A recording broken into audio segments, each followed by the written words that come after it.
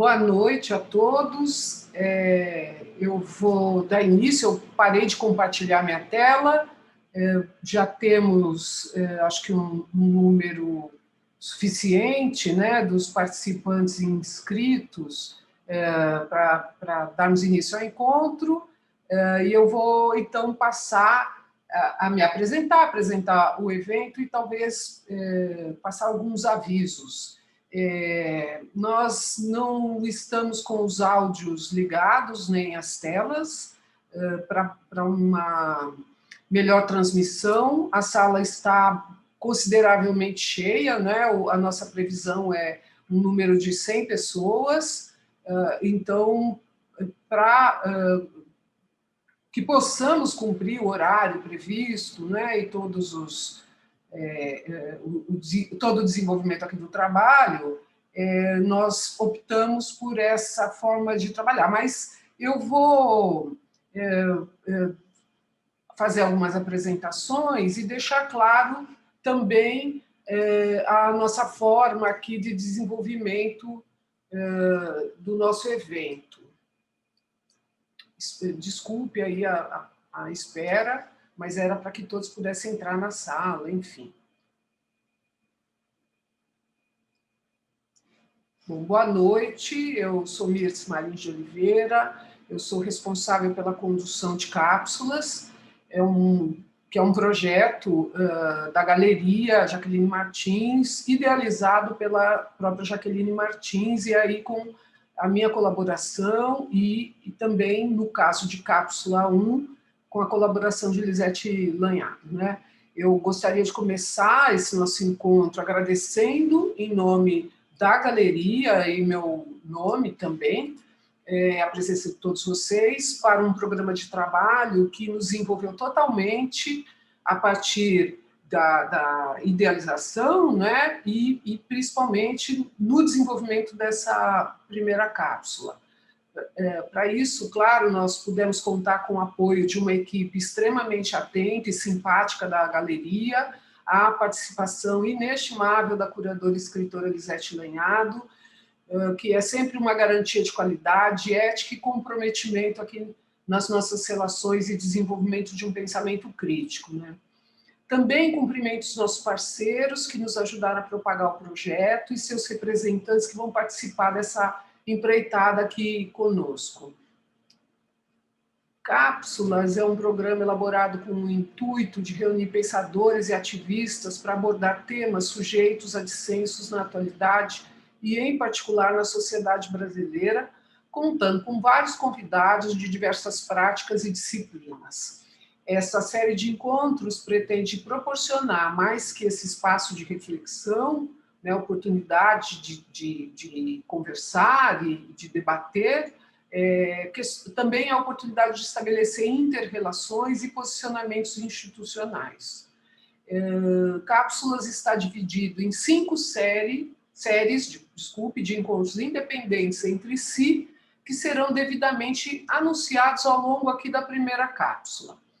Eles são sempre conduzidos por mim, quer dizer, na maioria das vezes teremos talvez algumas surpresas, mas eles serão conduzidos por mim, Mirtes, e cada uma dessas séries se compõe de 4 encontros, nos quais, em 2 desses encontros, um convidado externo, uma convidada externa diferente, colabora para ampliar o debate, expondo uma visão mais autoral, crítica e também apontando questões.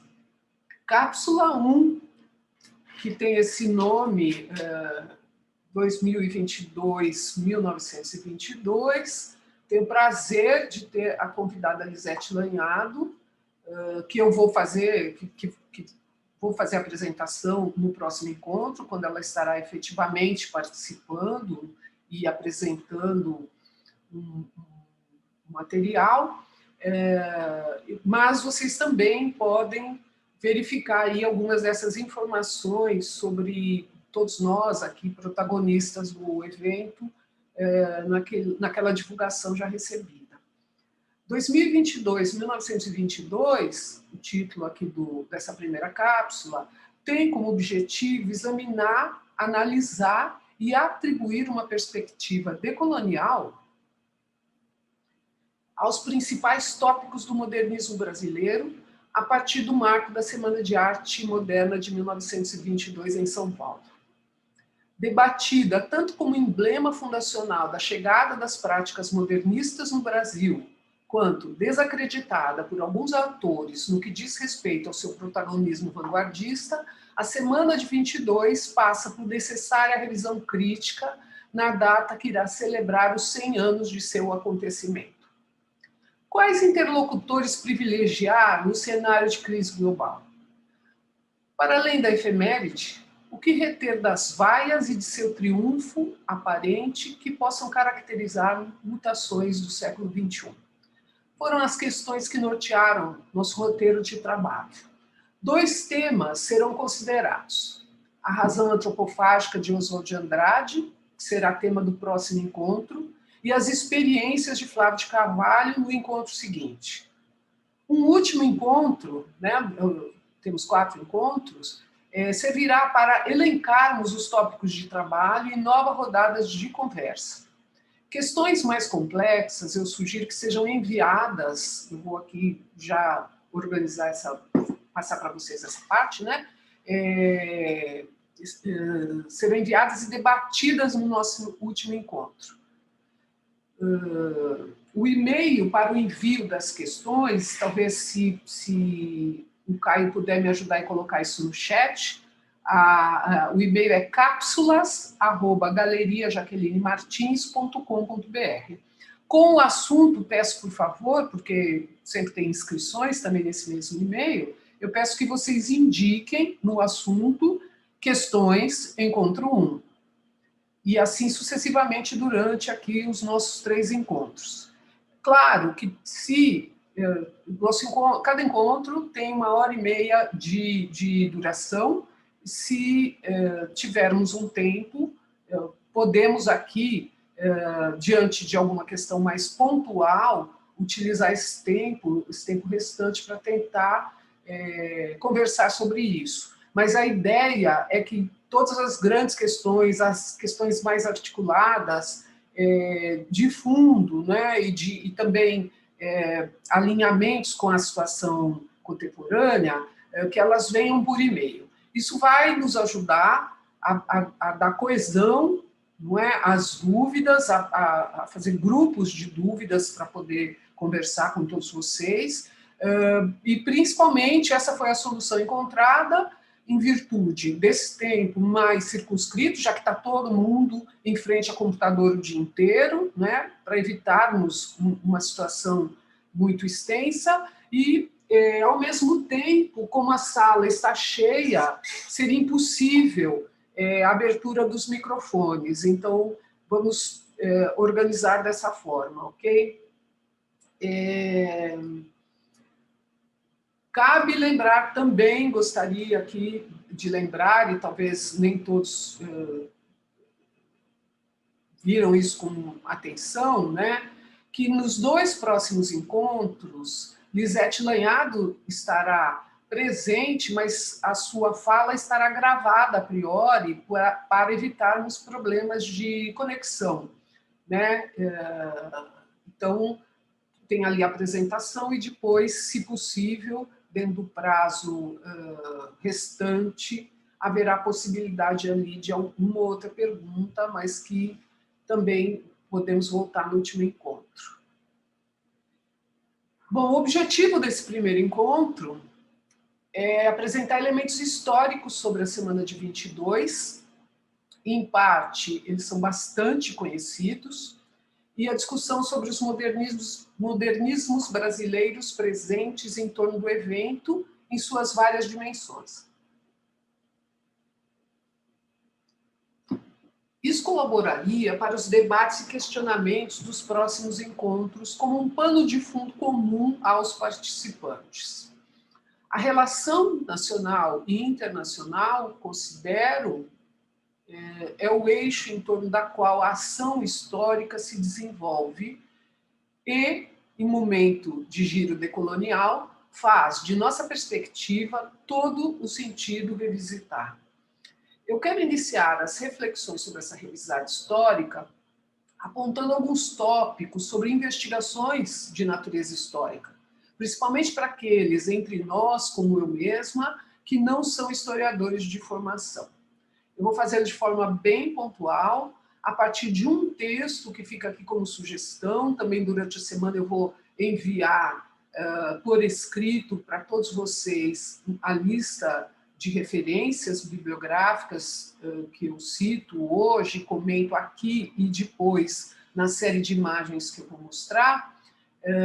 Um texto do historiador Rafael Cardoso, é um historiador de formação, mas que se dedica às questões de investigação de natureza histórica sobre o design, que na introdução de um livro denominado Introdução à História do Design, organiza de forma simples, direta e ao mesmo tempo dando conta de uma problemática ali na disciplina da história, de alguns pontos que são, eu diria, quase que premissas para qualquer relação que possamos estabelecer com narrativas históricas, né?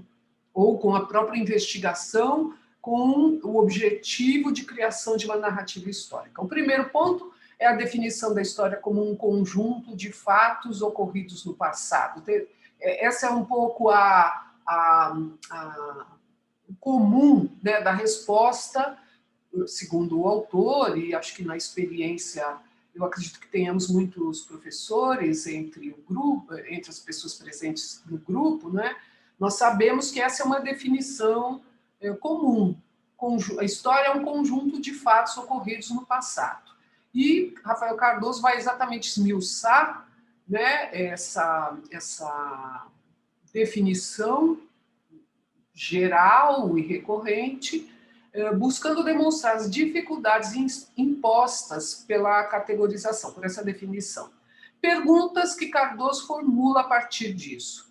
Quais são os fatos do passado? Né? Se a história é um conjunto de fatos ocorridos no passado, quais são? O próprio autor esclarece que a todo momento produzimos história, assim foi desde sempre, e que é impossível registrar todos os fatos ocorridos no passado, em todos os lugares e a cada instante. Então, já temos aqui uma definição que talvez não caiba suficientemente no que temos como prática, né, da relação com as narrativas. Desse primeiro tópico, ele desdobra uma formulação de que a história trata de fatos importantes, ou se desdobra, né, a formulação de que a história trata de fatos importantes que afetam toda a sociedade. E, novamente, Cardoso vai apontar um problema.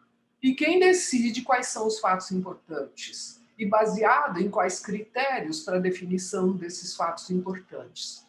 Essa nota de Cardoso exatamente situa a narrativa histórica em seu campo de elaboração, né? O quem decide, os fatos elencados e os critérios, eles podem não ter nada a ver com os elementos originais que a narrativa vai articular.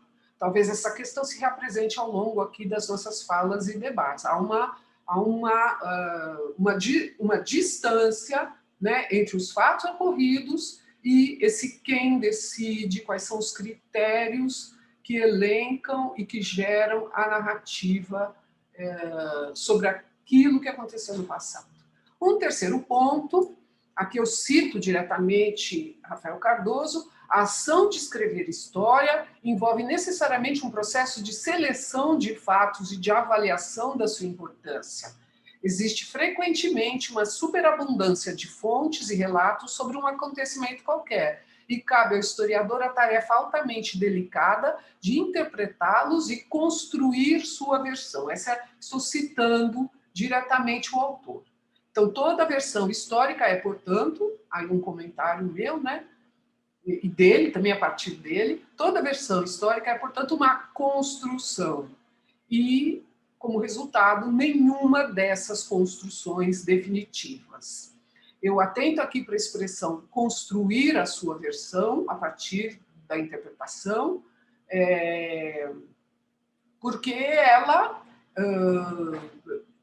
demonstra que esse campo da história, da disciplina, é uma arena de narrativas de diferentes sujeitos, né? De diferentes agentes nessa escritura da história, que por vezes tratam dos mesmos fatos, elencados com diferentes critérios e diferentes interpretações também. Aliás, esse é o esforço, não é? De buscar outras interpretações a partir de mesmos fatos ou novos fatos que foram obscurecidos nos processos externos, né, aos fatos do passado. Por fim, o autor vai nos lembrar que, embora tratando do passado, toda a versão histórica é escrita no presente. Isso me parece que é muito importante. Não se pode esquecer disso. Buscando uma síntese dessas formulações, concluo que a cada instante no presente se reescreve a história. Isso é uma necessidade do próprio presente em busca de ancoragens em narrativas passadas, aquelas que reativariam determinados eixos conceituais e problemas do momento atual, da perspectiva de quem escreve a história no momento presente. O que se pensa do passado para ser reativado não é aleatório e nem natural, nem óbvio, mas, como diz o autor, justificadamente escolhido. A condição da revisão de natureza histórica é de uma permanente indefinição epistemológica, mas necessária. A operação do giro decolonial se localiza nesse território. Sugiro a leitura de um texto que está na internet, da professora Luciana Balestrin, que chama América Latina e o Giro Decolonial, que organiza de forma precisa as terminologias necessárias para essa reflexão de um ponto de vista histórico, desde que o debate pós-colonialista se instaura. Nesse texto, o giro decolonial, expressão elaborada por Maldonado Torres, se define pelo movimento teórico, prático, político e epistemológico, a lógica da modernidade e colonialidade, né? São partes de um todo. Não há como considerar modernidade no Brasil fora dessa condição, a colonial, já que são partes de um todo, né? A modernidade e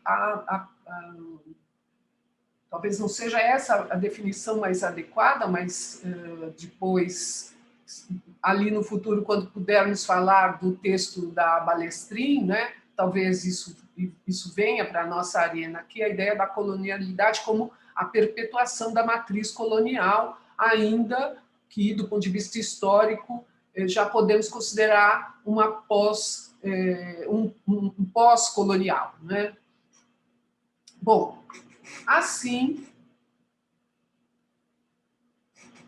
muito importante no momento de centenário da semana de 22 é a possibilidade de revisá-la dessa perspectiva decolonial, não apenas pela efeméride, claro, mas para novamente pensar as relações entre diferenças culturais em sua desigualdade, por muitas vezes violenta. Elaboração necessária, já que serve de entrada para o marco antropofágico que poucos anos depois Oswald de Andrade estabelece a partir do Manifesto Antropófago em 1928. Eu vou começar aqui pelo fim, situando a aproximação que Lisete Lanhado estabelece com os debates sobre os modernismos da semana de 22 e seus desdobramentos, no ano de 2008, não que tenha se iniciado ali, mas temos aqui um marco, né?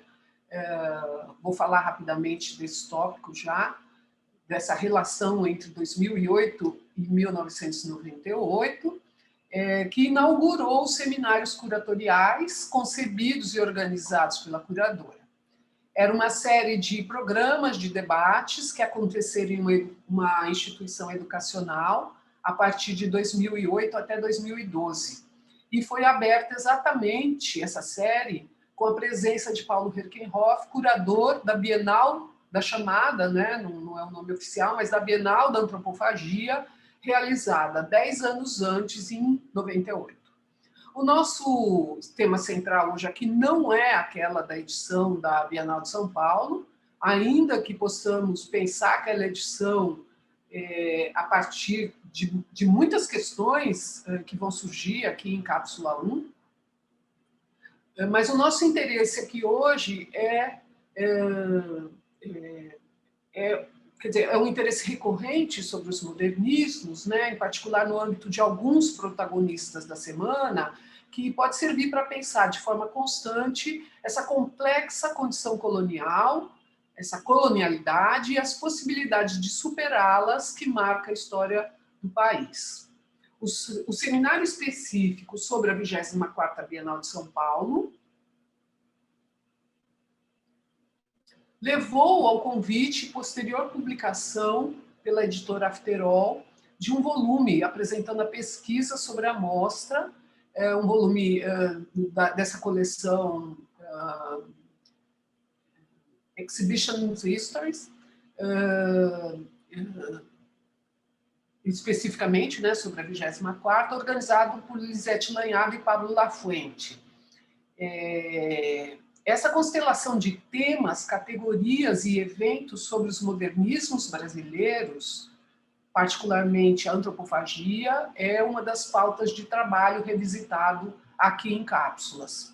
Sugiro que acessem, e eu vou enviar durante a semana, alguns links para que vocês possam também poder revisitar e ter acesso a esse documento publicado na revista Marcelina, que é uma reflexão da própria Lisete, do Paulo Herkenhoff, em textos autônomos, né, distintos, para que vocês possam ter acesso a esse material e aprofundar, caso seja de interesse nessa questão específica da Bienal da Antropofagia.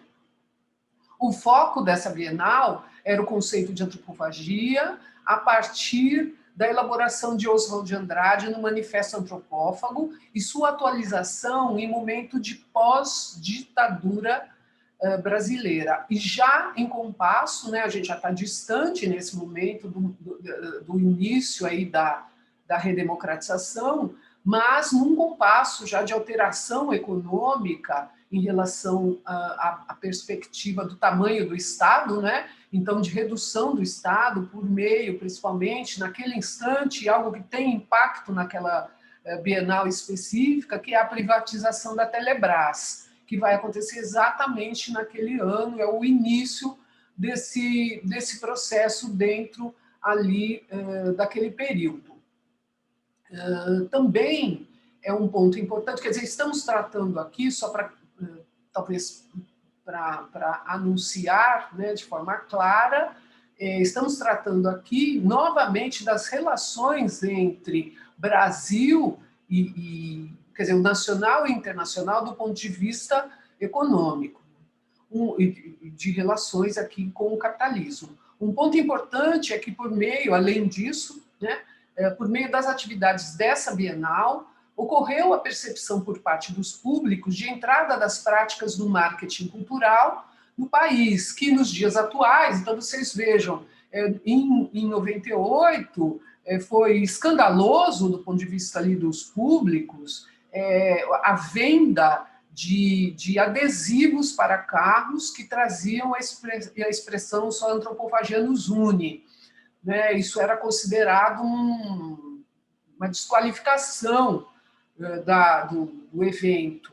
No entanto, hoje em dia, estamos em outro momento, em grande parte, exatamente esse roteiro do marketing cultural é que vai organizar, ele vai servir de roteiro, aliás, para a produção de qualquer proposta no campo de circulação de arte e cultura.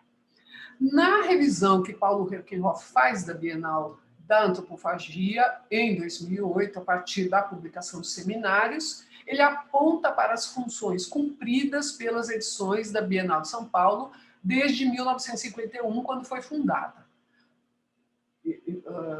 Para situá-los, né, quer dizer, Paulo Herkenhoff, ao assumir a curadoria da Bienal de São Paulo, ele vai fazer exatamente o protocolo que deve ser feito, ele vai estudar a instituição, né, vai estudar a instituição em relação à sua situação, né, ao lugar no qual ela está instalada, os seus agentes promotores e de suporte, e ele vai elencar, vocês podem depois conferir isso na revista Marcelino, ele vai elencar os papéis que a Bienal vai cumprindo desde a sua fundação. E uma dessas funções era a representação simbólica da cidade de São Paulo, sua pujança econômica, o multiculturalismo e desejo de centralidade, entre outros. Eu penso que não há como analisarmos as questões da Semana de 22, não é? Ou melhor, Semana de 22 e Bienal de São Paulo, tem aqui um tempo largo entre um evento e outro. No entanto, ambos são parte de uma constelação sobre essa grande construção narrativa sobre os modernismos brasileiros, em particular esse modernismo que se desenvolve em São Paulo. Essa é uma demanda do nosso encontro de hoje, talvez, buscar tentar recuperar dentro desses nossos limites parte dessa representação simbólica da cidade de São Paulo em momento do evento de 22. Bienais de São Paulo e os acontecimentos a partir dos agentes da semana são parte dessa mesma constelação, como eu acabo de falar, do ponto de vista das narrativas consagradas. Vamos lembrar de um texto fundamental aqui que eu também sugiro, estará na nossa bibliografia, que é o do Paulo Mendes de Almeida, né, de Anitta ao Museu. Então, que museu é esse? É exatamente o Museu de Arte Moderna. Então, todos os esforços, essa é a grande narrativa, vamos dizer, que consagra, né, essa linha de pensamento. Então, essa questão da Bienal aqui não entra por um acaso e não entra de forma aleatória. Né? Esse livro do Paulo Mendes de Almeida, de Anitta ao Museu, é o roteiro básico das versões mais recorrentes, porque Paulo Mendes de Almeida foi testemunha dos eventos de 22, né, de todo esse período. Então, ele é o roteiro básico que vai gerar depois interpretações e até seriados de TV. Eu vou usar aqui muito um material compilado que está presente nesse livro. O autor é Roberto Pompeu de Toledo. O livro é parte de dois blocos, né? A Capital da Solidão e a Capital da Vertigem. Vou usar alguns trechos ou algumas informações que esse autor traz nesse livro e que eu sugiro que vocês leiam, principalmente a Capital da Vertigem, que traz informações sobre a cidade de São Paulo desde 1900. Então, segundo o Toledo, que é um jornalista, né, o início do século XX é o momento da virada de São Paulo, que passa da cidade caipira para a condição de metrópole.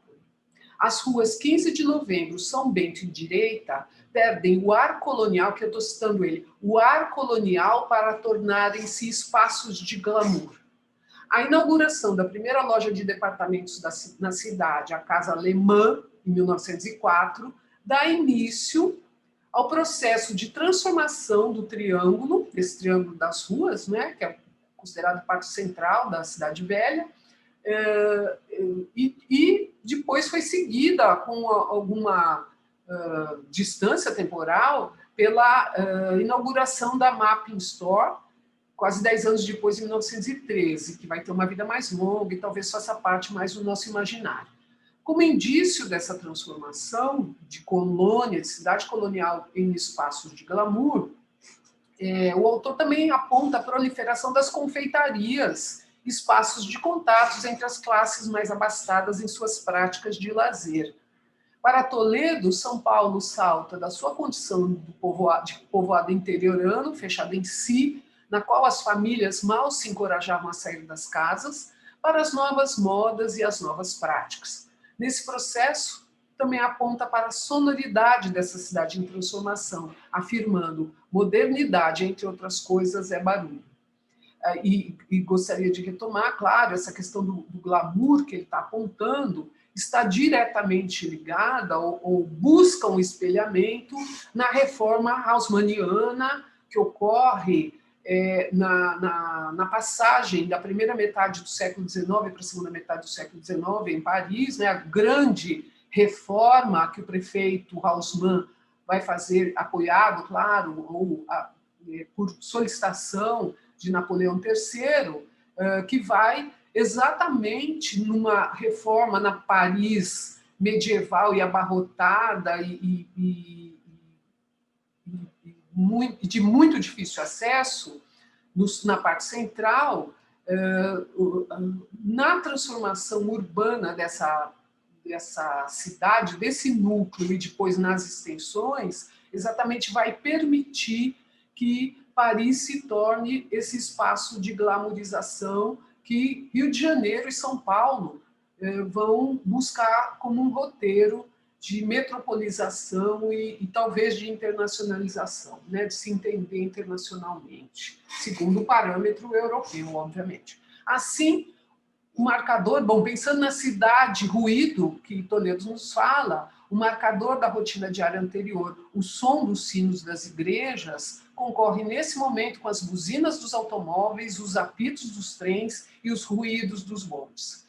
A competição tem uma direção específica, já que, como novo marcador de rotinas, apresenta-se também o som das sirenes das fábricas, que indicavam entrada, almoço e fim da jornada dos operários das primeiras tecelagens, início também dos processos de industrialização a partir de um modelo externo. Esse som regulava o tempo e os ritmos da nova cidade na primeira década do século XX e traziam consigo também as chaminés, inovação visual e arquitetônica e de apresentação na paisagem de uma novidade, a poluição, uma das faces da modernidade. Aqui eu estou apresentando uma ideia de Toledo. Obviamente que a inovação sonora e visual ambiental é causada pelos novos modos de produção, né?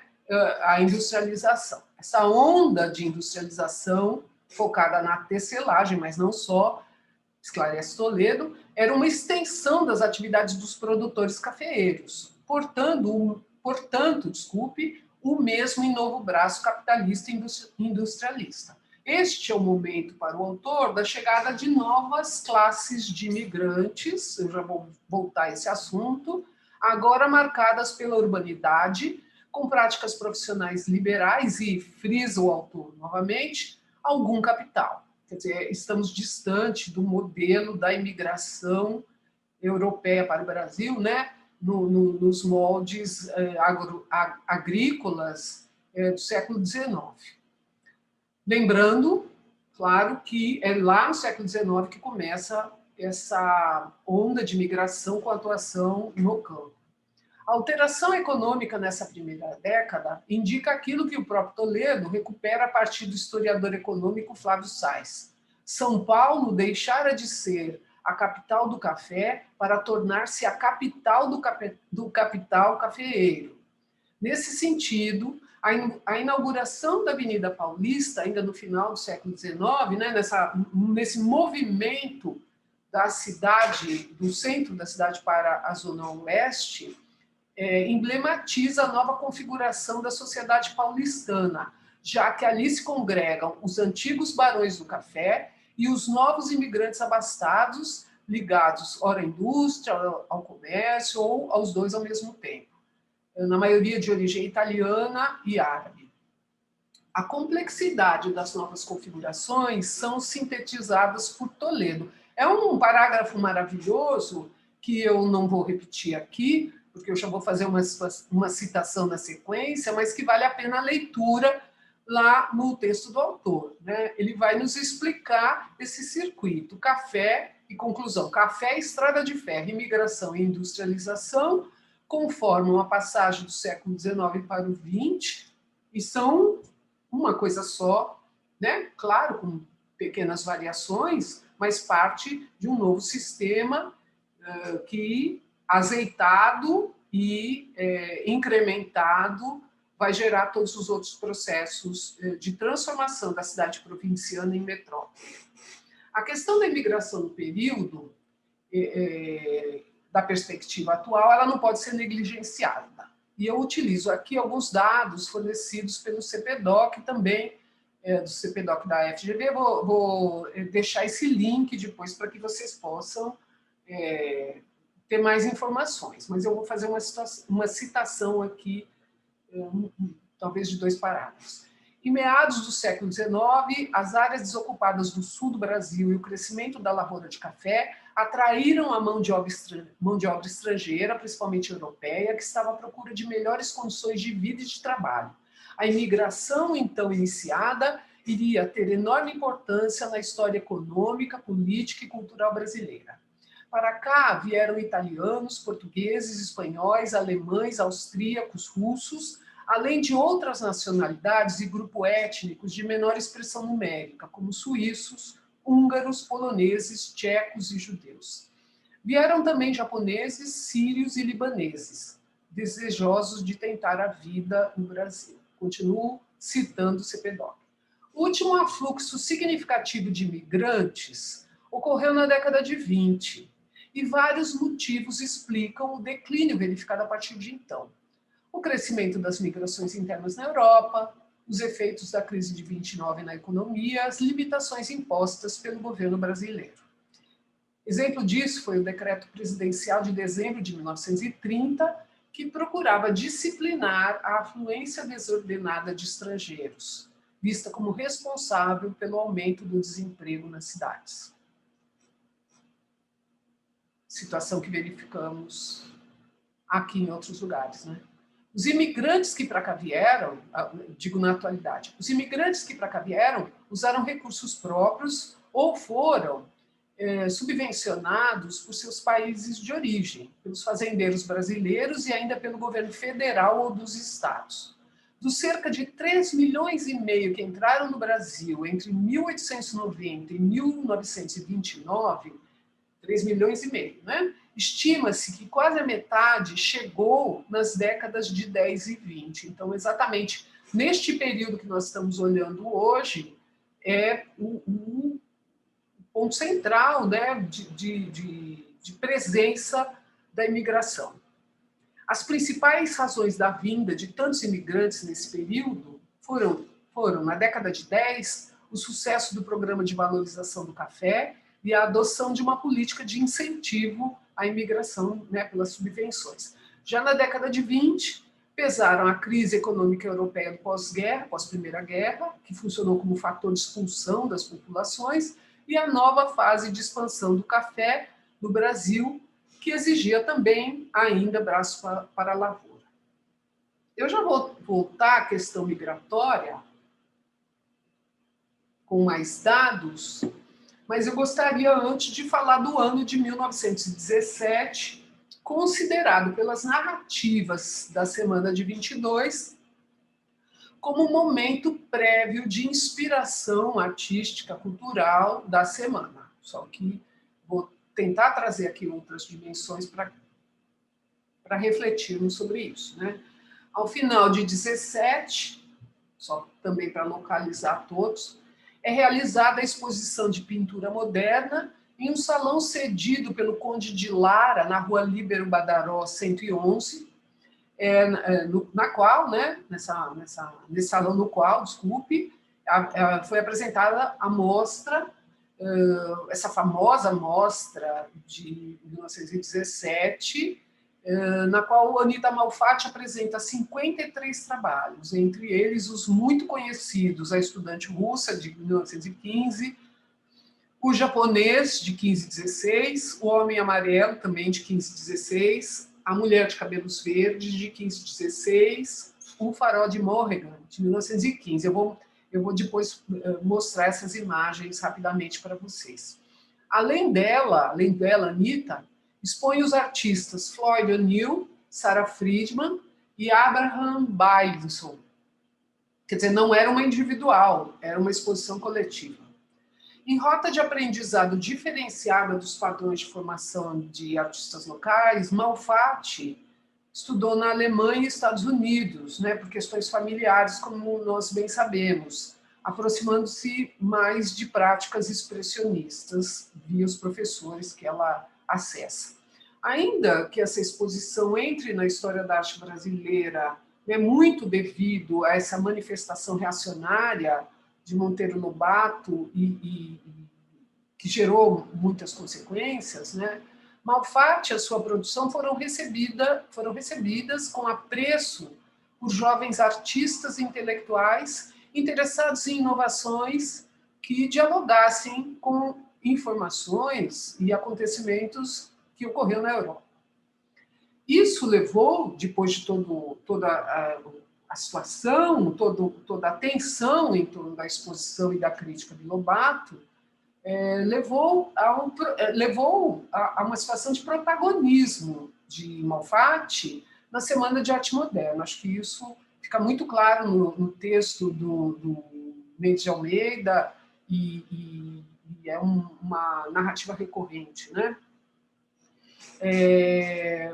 Nessa mostra, na semana, ela vai se destacar como a maior representação individual, com 12 pinturas e 8 trabalhos de gravura e desenho. A agressividade de Lobato em relação a esses trabalhos, em 1917, aponta também para um pano de fundo que serve de arena para concepções da cultura brasileira em relação ao contexto artístico-cultural internacional nas décadas seguintes. Portanto, que se verá nessa década e na seguinte, gira em torno das tentativas de definição de uma identidade brasileira em relação ao circuito internacional, de maneira a defini-la. Toledo, de novo, né, vai relatar que no mês de junho daquele ano, 1917, né, a exposição acontece em dezembro e entra em janeiro de 2018. E em junho daquele ano, o cotonifício Crespi, situado na Moca, com mais de 2.000 operários, comunica a seus funcionários que o horário noturno vai ser prolongado. Por motivos óbvios, a alteração sem consulta ou contrapartida resultou na paralisação de uma sessão com 400 operários, a maioria mulheres, e a reivindicação de aumento no salário de 15% a 20%. Nesse caldo de solicitações, segundo o autor, entram também a regulação do trabalho feminino e infantil, quer dizer, havia trabalho feminino e infantil não regular, né, não regularizado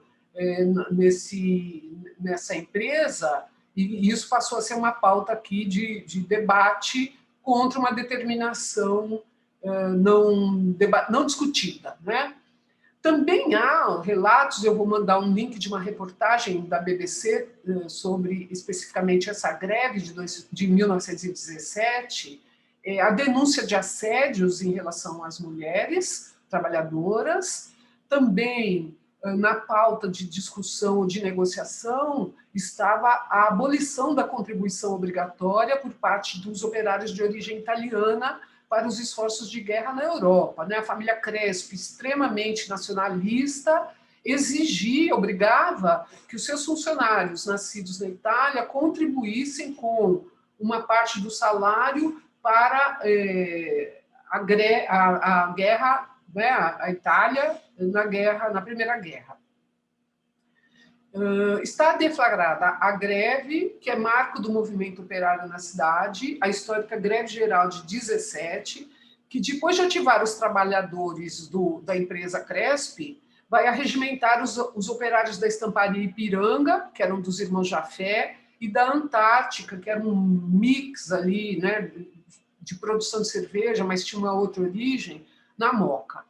Então, 3 empresas param em função aí das questões levantadas. Em julho, cerca de um mês depois, ocorrem os primeiros choques com a polícia em virtude dos piquetes de trabalhadores estimulando novas paralisações. O uso da força pública, em 9 de julho, se deu na invasão do bairro do Brás, onde haviam manifestações, e resultou na morte do sapateiro espanhol José Martinez, de 21 anos. Esse fato fez explodir o movimento, já que a partir da morte de Martinez, no mesmo dia, 35 empresas e 15.000 trabalhadores passam a aderir à greve.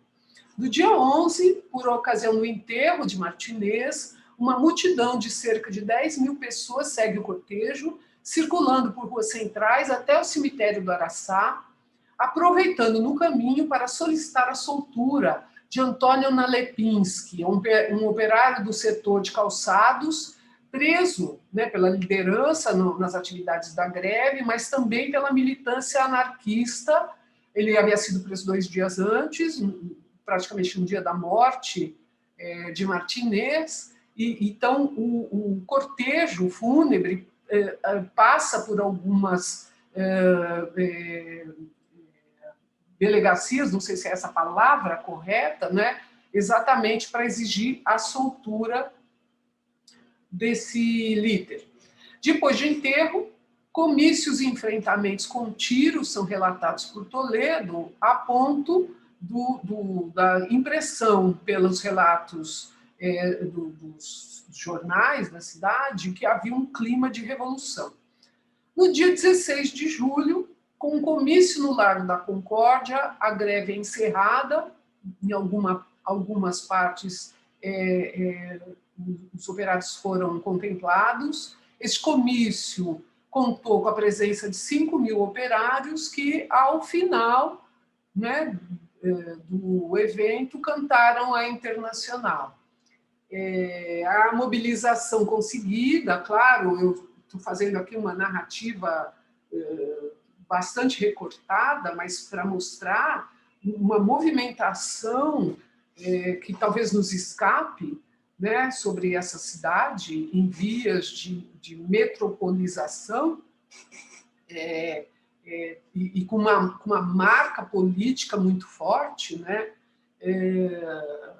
importante para entendermos que é o mesmo ano de exposição de Anita Malfatti com aquele texto de Monteiro Lobato.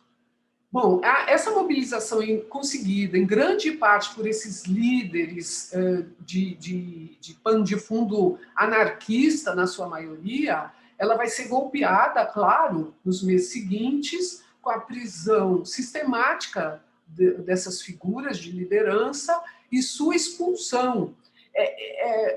A lei brasileira só permitia que expulsão ocorresse com estrangeiros, no entanto, isso aqui coube para todos.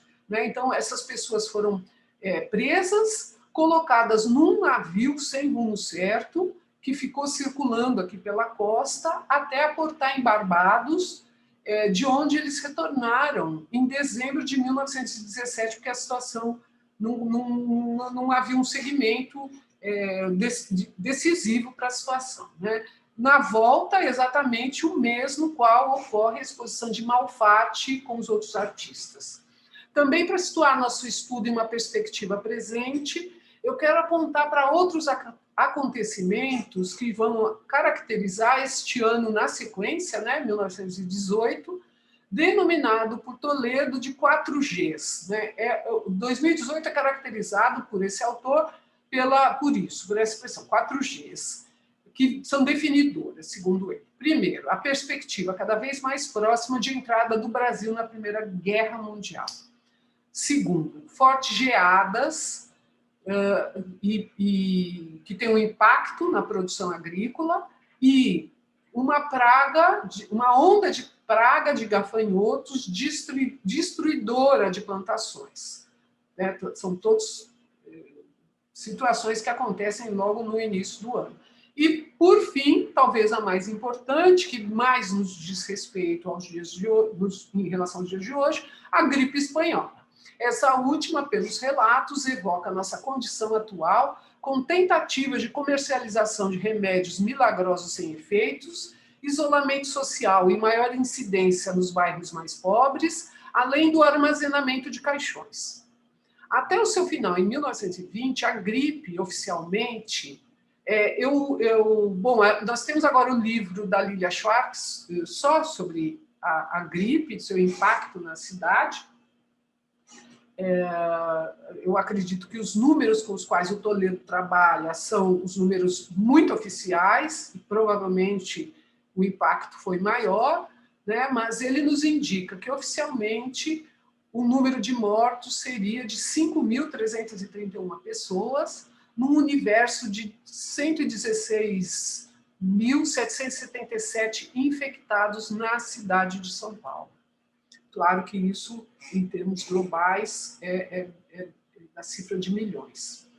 Voltando já, encaminhando aqui para uma questão específica da semana, eu queria passar mais uma vez pela questão da imigração, a partir do Censo Nacional de 1920, né, que nos ajuda a encaminhar a cena na qual ocorre a Semana de Arte Moderna.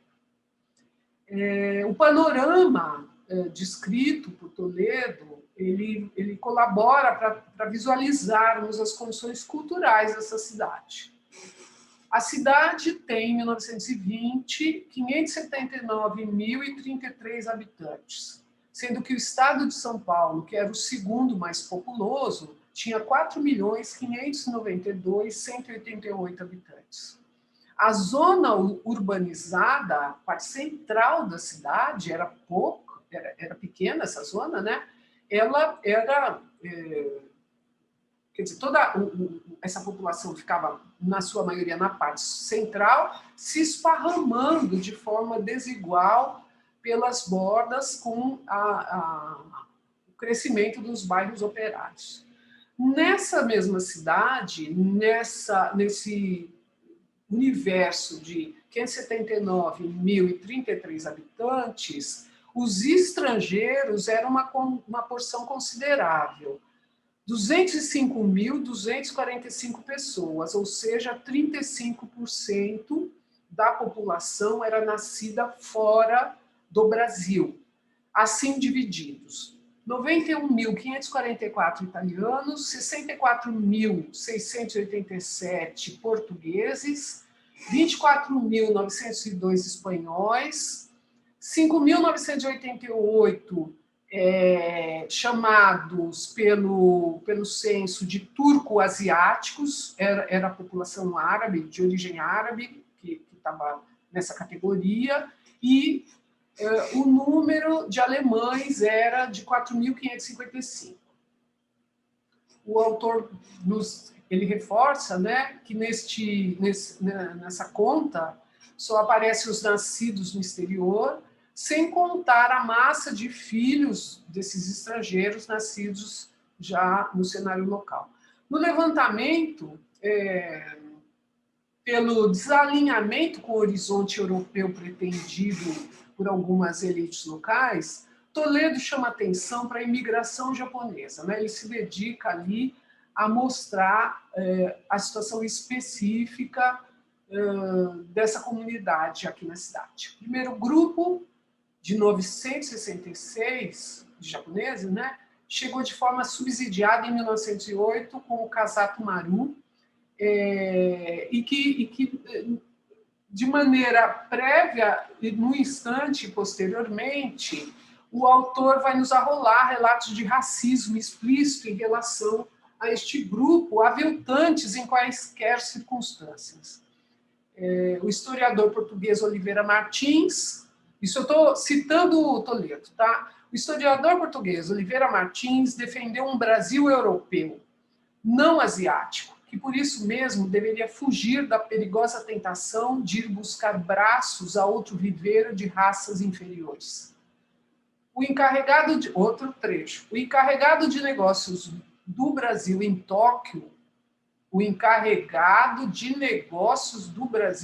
Tóquio, advertia em 1906 contra a recepção de um elemento completamente disparatado, como seja o sangue mongólico, sem falar na fealdade dessa raça. Outro trecho. Em 1920, muito próximo do nosso ambiente da semana, o deputado Fidelis Reis argumentava: se o japonês se cruza com o nacional, vamos ter um mal irremediável, um mestiço. Se não se cruza, teremos outro inconveniente, o de ficar constituindo uma ameaça perigosa para o futuro. Pesado a leitura desse trecho, mas necessária aqui, de novo, pensando que o eixo nacional e internacional perpassa várias dimensões da vida cultural, econômica, política do país e da cidade. Os debates em torno dos acontecimentos artísticos e culturais em 1917 fomentar um planejamento de outro evento inserido nas comemorações do centenário da independência do Brasil em 1922. É esse o mote, né, gerador da organização da Semana de 22. Assim, entre os dias 13 e 17 de fevereiro, realizou-se no Teatro Municipal o festival, que incluiu uma exposição com cerca de 100 obras no saguão do teatro e 3 noites com apresentações literárias e musicais. A ideia do evento é desenvolvida em torno de Paulo Prado, quer dizer, essa é a narrativa recorrente por Toledo, por Almeida, pela Márcia Camargos, né? É ali a elaboração da semana, com diversas referências, enfim. Paulo Prado, nascido em 1869, falecido em 1943, é um mecenas paulistano, pertencente à poderosa família que, desde o Império, está envolvida com as atividades agrícolas do país. Neto de Veridiana Prado e filho do político influente no Império e na República, conselheiro Antônio da Silva Prado. Antônio Prado, né, o pai de Paulo Prado, foi prefeito de São Paulo, responsável pela europeização urbana no início do século e pela iniciativa de construção do Teatro Municipal. Para o financiamento da semana, foi formado um comitê, cujo papel, como de praxe em eventos culturais na cidade, dentro da lógica social da cidade, seria de patrocínio e angariar adesões para patrocínio. Faziam parte do grupo, além de Paulo, há divergências aqui dos diferentes autores sobre essa listagem, né? Mas, de qualquer forma, acho que o núcleo duro e rico, né, do evento é formado por Paulo Prado, Antônio Prado Júnior, Martinho Prado, René Thiollier, advogados de uma família bastante importante na cidade de São Paulo. A Márcia Camargos vai indicar que a família tem conexões ali com toda a região do Vale do Anhangabaú, né? Ela tem posses ali. Alberto Penteado, Oscar Rodrigues Alves, que é filho do ex-presidente de São Paulo, como se chamava naquela época, e presidente da República, Francisco de Paula Rodrigues Alves, Armando Penteado e José Carlos de Macedo Soares, Alfredo Pujol, Numa de Oliveira, que era um banqueiro, Edgar Conceição. O Teatro Municipal foi cedido, né, ele foi cedido, na verdade, com um aluguel negociado, né, pelo prefeito Fabiano Pinto, e o presidente do Estado, Washington Luiz, se responsabilizou pelo pagamento de despesas com hospedagens dos convidados que vinham do Rio de Janeiro. É a partir do protagonismo de Paulo Prado, portanto, que são alavancados os patrocínios juntos a outros grupos ligados ao café. Uma das doadoras para o evento foi Olívia Guedes Penteado, né, dentro dessa lógica aí, dos grupos ligados aos Barões do Café, assim como o alinhamento de Graça Lei. Quer dizer, foi obra do Paulo Prado esse levantamento junto à sua classe social, ao mesmo tempo que o alinhamento de uma figura como Graça Aranha, de perfil conservador, apreciado por esses grupos sociais, por esses grupos, né? Ele se alinhasse ou ele colaborasse com os eventos da semana, criando aqui uma ponte entre uma cultura conservadora e outra supostamente revolucionária. Cabe lembrar que ele vai abrir a semana e para o evento de abertura da semana, o primeiro convidado era Monteiro Lobato, aquele que desqualifica de forma contundente o trabalho de Anita Malfatti, mas ele declinou e então Graça Aranha vai ser a figura que vai fazer essa introdução dos jovens modernistas no contexto da cidade. Vou falar muito rapidamente a lista de artistas para ainda ter um tempo de mostrar as imagens. Entre os pintores participam Anita Malfatti, de Cavalcante. Cavalcante é uma figura muito importante, né? nesse ambiente da semana. Ferrinhat, que é um cartunista, John Grass, Vicente do Rego Monteiro, Zinaíta, Ian de Almeida Prado, Antônio Paim Vieira. No campo da escultura, Vitor Brecheret, Willem Harber e o Edgardo Veloso. A arquitetura veio representar, vocês sabem, acho que eu vou só comentar rapidamente, vocês sabem que há muitas diferenças entre cada um desses grupos, né, em termos de escolhas artísticas, né, e mesmo o produto, o resultado, visivelmente, ele é emblemático, né, dessa tentativa de uma espécie de harmonização entre o anterior e o que se pretendia novo. Então, na pintura isso está presente, na escultura isso está presente, na arquitetura talvez seja um local no qual a arquitetura moderna não se apresenta e nós vamos ver mais uma ênfase numa arquitetura anterior. Então, nós vamos ter o Antônio Garcia Moya, o Georg Thirmer, e entre os literatos, Graça Aranha, Guilherme de Almeida, Mário de Andrade, Menotti Del Picchia, Oswald de Andrade, Renato de Almeida, Ronald de Carvalho, Tácito de Almeida, além de Manuel Bandeira com a leitura do poema Os Sapos. A programação musical também não foge dessa harmonização, trazendo composições de Villa-Lobos, de Debussy, interpretados, né, por uma figura-chave aqui, que é a Guelmar Novaes, alinhada com um certo conservadorismo aqui da perspectiva musical.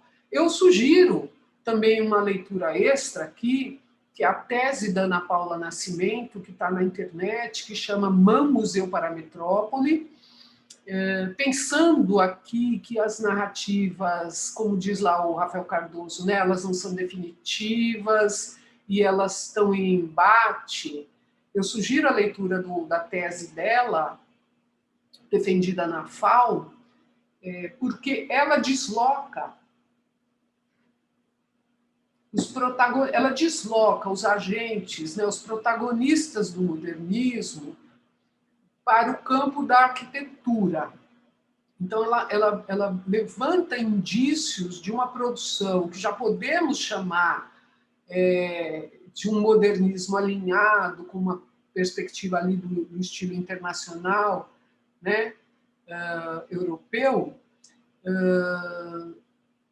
mas que está distante aqui dessa conversa da semana. Ao mesmo tempo, ela faz um levantamento muito interessante sobre o ambiente da cidade e o ambiente no qual os imigrantes recém-chegados, esses imigrantes que são de origem mais urbana, de como eles fazem também crescer a circulação do cinema, né, da produção de filmes, da possibilidade de assistir filmes via os cinemas, vão proliferar pelos bairros operários, inclusive, e ela mostra, então, uma outra cultura voltada para essa produção mais industrializada, que é muito diferente disso que a semana, ou que mesmo uns 10, 20 anos depois, né, vão pensar como modernismo. Então, sugiro essa leitura, porque eu acho que ela dá dados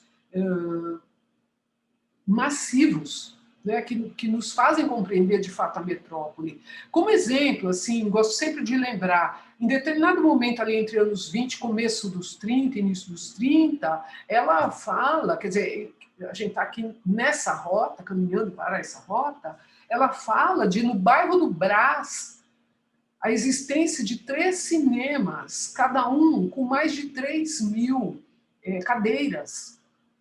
Né? Ela comporta...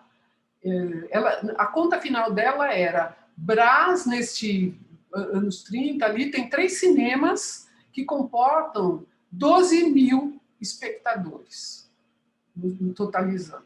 Então, é outro universo que não entra aqui na nossa avaliação, ou no debate, ou nas narrativas sobre a semana, que escolhe, escolhem protagonistas, né? E que tem uma marca mais autoral, mas também demonstra uma certa limitação da extensão de influência desses eventos de 22.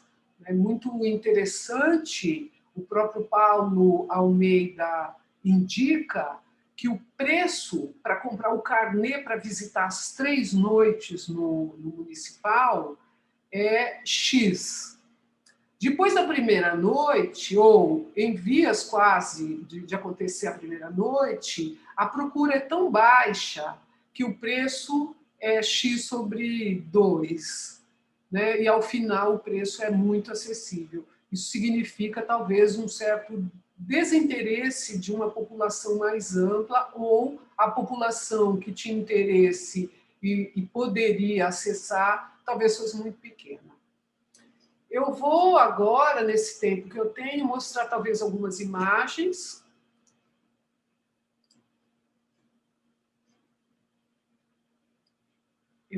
Bom.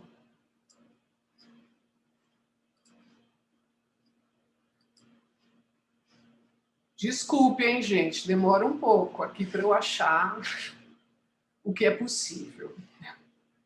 Eu vou voltar para o meu PowerPoint inicial. Eu peço muitas desculpas aqui pela qualidade das imagens, eu vou mostrar muito rapidamente. Eu vou consultar depois aqui, Jaqueline, em particular sobre este conjunto de imagens, talvez eu possa até compartilhar com vocês. São imagens de captura na internet, por isso uma baixa qualidade, eu dou referência ali, ou vocês visitam os sites indicados de maneira que vocês possam depois ter acesso a essas imagens com um pouco mais de qualidade, não para baixar, obviamente, né? Eu vou aqui nesses slides fazer algumas pontuações necessárias, algumas coisas que eu falei, outras que eu não falei, e também rapidamente passar no pouco tempo que eu tenho, por algumas imagens históricas, né? Bom, questões lá levantadas pela Ana Paula Nascimento de transformação da cidade colonial também, né? Não é a tese dela, mas é isso, transformação em metrópole e com essa conversa com o modernismo europeu. Então, em 82, a fundação da Hospedaria dos Imigrantes, ela também está situando os imigrantes como grandes condutores dessa cultura metropolitana, né? Então, a fundação da Hospedaria dos Imigrantes, para essa recepção, todo mundo aí que teve família vinda da Europa nesse período sabe, da Europa, do Oriente Médio, da Ásia também, tinha que parar ali para fazer uma desinfecção, era essa palavra. Em 91, a abertura da Avenida Paulista. Em 92, o viaduto do Chá fica pronto, ele começa ali nos anos 70, a construção, e só nessa hora ele fica definitivo, que não é o viaduto do Chá que nós encontramos hoje, porque esse foi posterior, né? Em 1900, o bonde elétrico. Em 91, a Estação da Luz, quer dizer, a presença dessa circulação necessária à industrialização com a estação de trem. Uma informação que a Ana Paula nos dá é que, em 1900, 240 mil habitantes. Em 1904, 83 automóveis em circulação. Galerias de arte, aí eu uso a referência da Rejane Cintrão, que faz o levantamento das salas de exposição no início do século, né, e que também está presente no texto da Ana Paula Nascimento. A Galeria Comercial, em 1917, do Belindo Mendes, e depois a Galeria Jorge, que vai durar durante os anos 20 e vai entrar até os 30, de propriedade do Jorge Souza Freitas. Aqui essas imagens estão em baixa qualidade, mas são imagens anteriores a essa intervenção, né, essa tentativa de dar um ar parisiense europeu à cidade. Então, aqui, ali, a região da 25 de março, antes, né, ainda quando da existência do porto do córrego. Aqui uma foto daquela região central.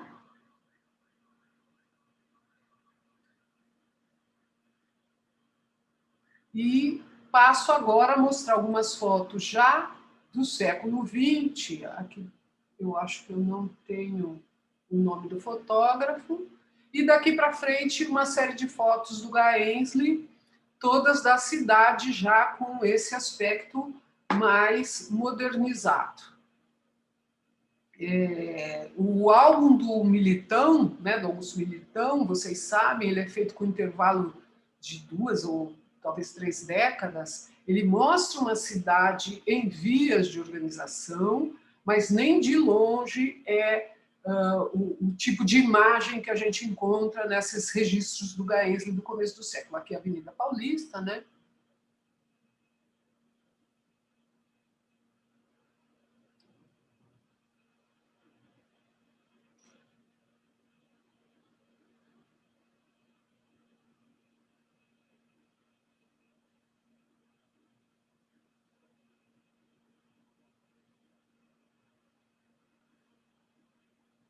Pessoal, eu estou correndo por causa do horário.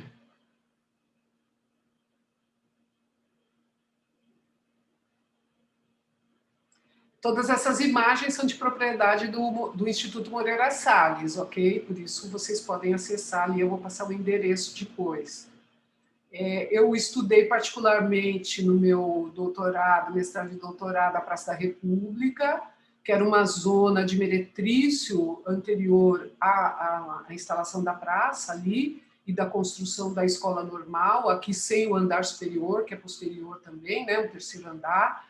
E é um lugar bastante inóspito, mas as fotografias de época buscam valorizar um ambiente parisiense, né? Buscam encontrar ali um ambiente parisiense. Eu vou mostrar no fim até a foto, aqui Estação da Luz, né? Vou mostrar uma foto de um álbum da Escola Normal que mostra isso de forma muito clara. Jardim da Luz e o Teatro Municipal.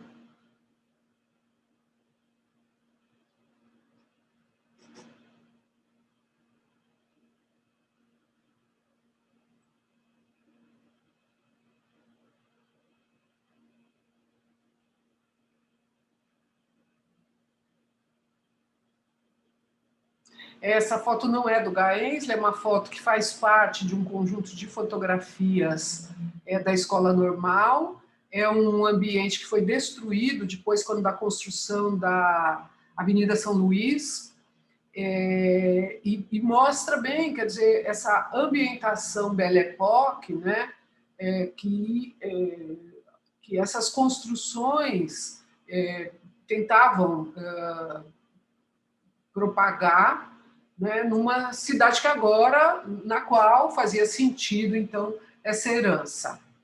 Aqui são as referências para essas imagens. Obviamente, nos sites vocês podem encontrar em melhor qualidade. E eu queria mostrar agora também umas imagens da greve geral, são poucas, né? Aqui o jornal, falando dessa gravidade da situação. Aqui na frente da empresa Cresp. Vocês vejam o número de crianças participantes aqui, não dá para dizer que sejam operários, mas aquela discussão apontada pelo Toledo indica que haviam crianças trabalhando, né? Mas o número de crianças presentes no evento aqui de manifestação.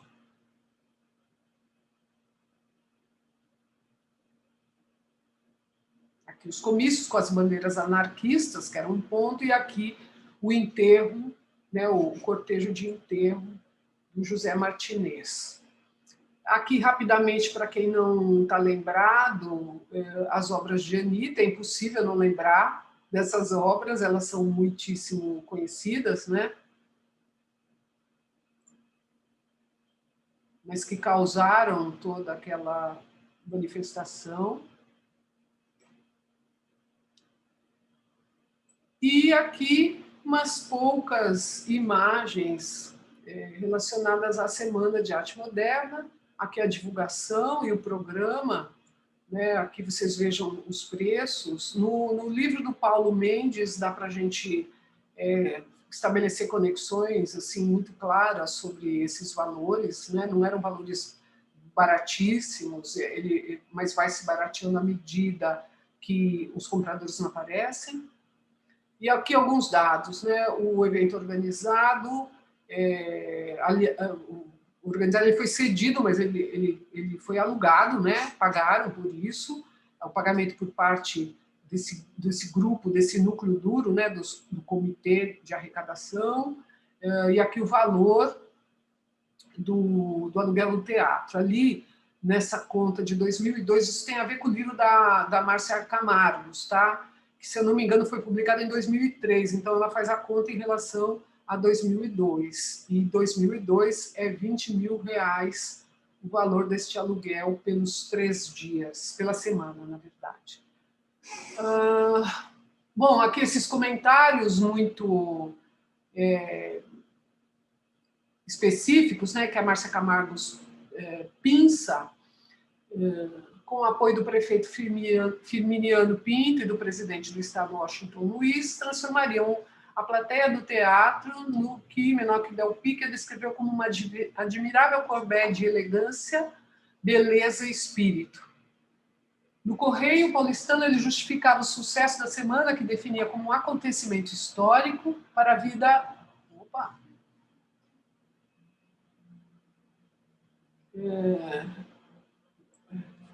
do país, e uma festa de alta repercussão social para São Paulo, por estarem a ela ligados nomes dos mais genuínos membros da mais fina aristocracia paulista. Isso, palavras do Del Pica. Aqui o teatro, num período que é realizada a semana.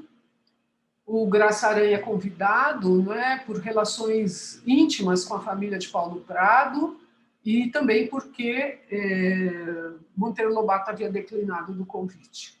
Em carta Menotti Del Pica, escreve Mário de Andrade: nossos livros serão comprados, ganharemos dinheiro, seremos lindíssimos, insultadíssimos, celebérrimos, teremos os nossos nomes eternizados nos jornais e na história da arte brasileira. Lembrando que a questão da vaia, né, toda a relação de provocação do público, que é conseguida via claque, em alguns instantes, ela tem um padrão mimetizado das apresentações dos balés russos em Paris, né, que vocês sabem, Diaghilev pagava para as pessoas vaiarem, criando com isso matéria, conteúdo para o jornal do dia seguinte. Aqui também esses dados já conhecidos. O prejuízo, claro, esse evento foi prejuízo de 7 contos e 400 mil réis. O prejuízo se devia ao pagamento dos artistas do Rio, que tinham um cachê mais alto, e mesmo a hospedagem, transporte, né? E falta de pagamento das plateias, já que, ao final, muita gente entrava de graça. Aqui aquilo que eu falei, quando falei anteriormente, sobre o que se apresentava como arquitetura, eram maquetes, desenhos, né? Aqui o trabalho do Garcia Moya.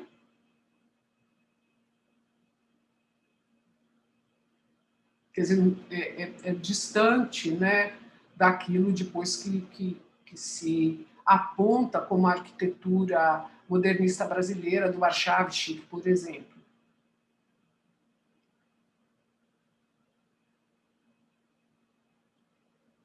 Harber também é um dos escultores presentes. Aqui um pequeno entrevero, assim, que a Márcia Camargos vai apontar, que é essa acusação do Brecheret, na verdade, ser um plagiador, né, de outros artistas aqui constantes no circuito paulistano. Então, ela traz isso, e aqui são artistas que, na maioria das vezes, nós hoje não temos acesso. Então, eu trago aqui algumas obras do período dessas figuras que supostamente Brecheret se apropriava ou se inspirava, mas que era constante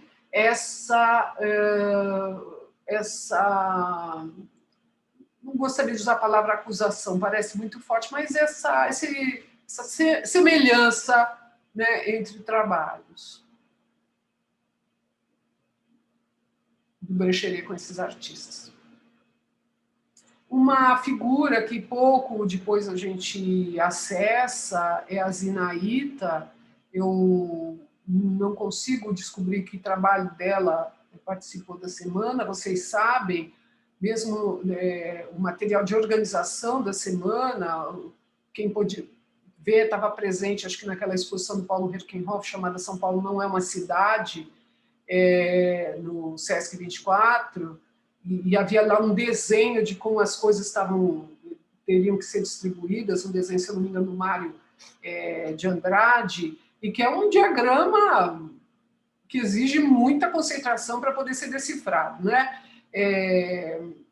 Então, os documentos são variados e você tem que recorrer sempre ao Mendes de Almeida. Mas a Zinaíta é uma artista que vai depois migrar para a Itália. Eu trouxe aqui essa imagem exatamente deste período, né? Muito interessante, e que pouco aparece, ou aparece de forma muito mais tímida diante dessas grandes protagonistas das narrativas. Figura bastante importante, que acredito que a Lisete Lanhado talvez traga no outro encontro, é a do Vicente do Rego Monteiro, né, que é um artista que efetivamente não está presente durante a semana, assim como Tarsila. Tarsila nem participa, mas Vicente do Rego Monteiro deixa obras aqui que serão expostas, que são esses retratos. E trago aqui um trabalho dele importante, né, essa série de trabalhos de pesquisa que ele faz, e se apropria, obviamente, e reelabora questões indígenas, né? Quer dizer, há um interesse, uma pesquisa da parte desse artista nesse ambiente, e que depois, certamente, de alguma forma, conversa com todas as produções nos anos seguintes até a consagração desse modernismo, se Paulo Mendes de Almeida estiver correto, a consagração desse modernismo via a inauguração do Museu de Arte Moderna e, na sequência, dos eventos em torno daquele museu, né? O Ferrignac, que é o cartunista que eu falei, que depois vai deixar a carreira artística, né? E alguns cartoons que saíam, que foram publicados, né, em torno ali de eventos da semana. Chopin era um tocador de berimbau. E aqui, eu não sei se todos conseguem ler, está vendo, minha filha? Aqueles são os artistas, coitados, tão moços. Então, acho que dá para entender, né, algumas perspectivas aqui da semana.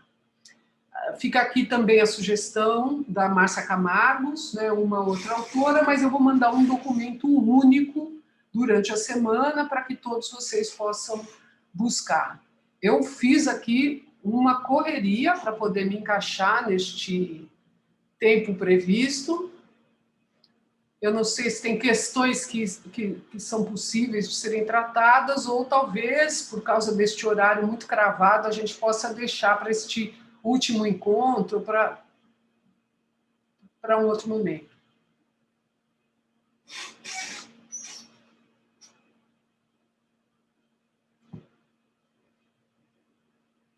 Deixa eu ver se eu consigo entrar no chat. Tem 74 mensagens.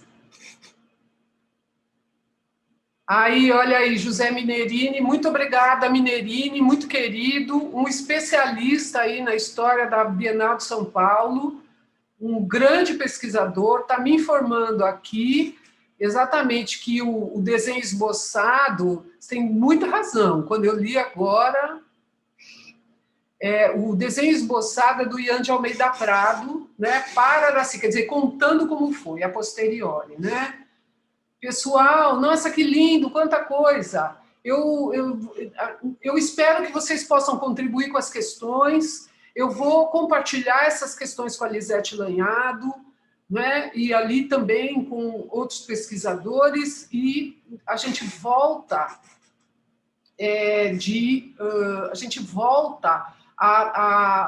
às questões levantadas por vocês, e eventualmente essas correções e algumas contribuições, né, que possam esclarecer mais o que foi falado hoje. Eu agradeço antecipadamente e espero poder incorporar essas contribuições em outros momentos, porque eu acho que nós vamos passar um ano e pandemia só falando dessa semana de 22, né? Agradeço muito e vou encerrar o nosso evento agradecendo, lembrando que as questões devem ser enviadas para... Vou tentar aqui.